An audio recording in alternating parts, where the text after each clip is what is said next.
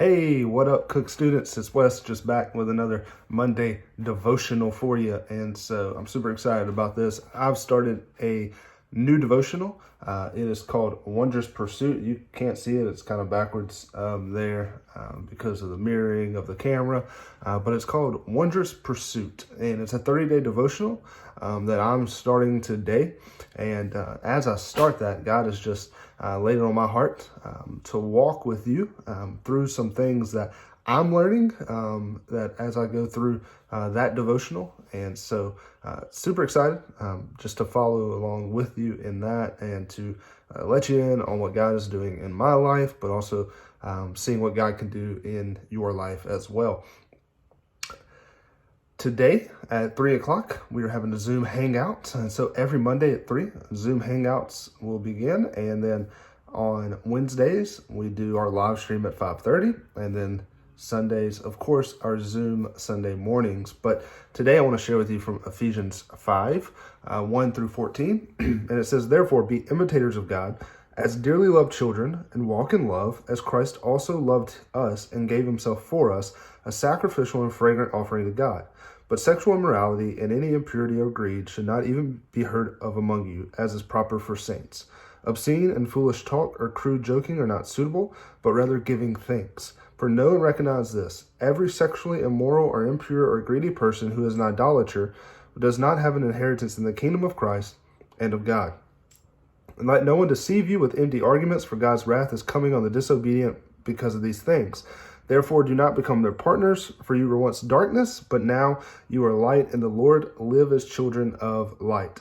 For the fruit of the light consists of all goodness, righteousness, and truth, testing what is pleasing to the Lord. Don't participate in the fruitless works of darkness, but instead expose them, for it is shameful even to mention what is done by them in secret.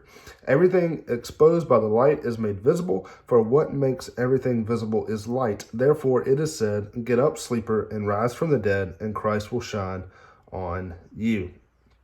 You think about the pursuit of God, right? And what we're talking about and discussing today is this whole pursuit of God. What does it mean to pursue God? That's a question to ask yourself. What does it mean to pursue God? This is more than just following God, right? It's more than just following after God. Pursue, or to pursue something, means to capture or catch someone, right? And so that's totally different than following, because as we follow, what begins to happen is we just kind of lag behind, right?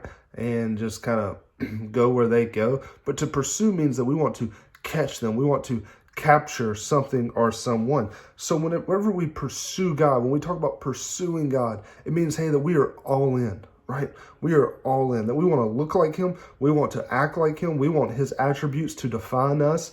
We want to be defined by the things that he is defined by. So what does that look like?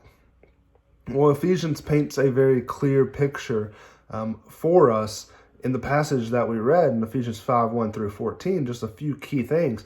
We imitate God, right? We imitate him. We look like him. We follow his example.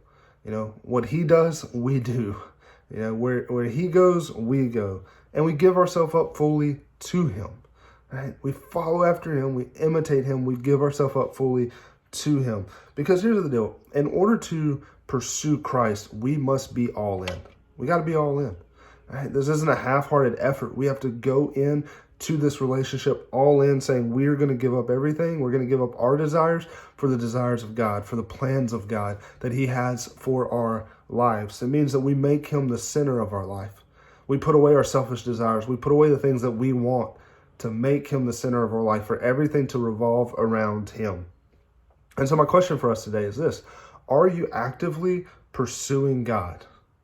Or are you only halfway in, right?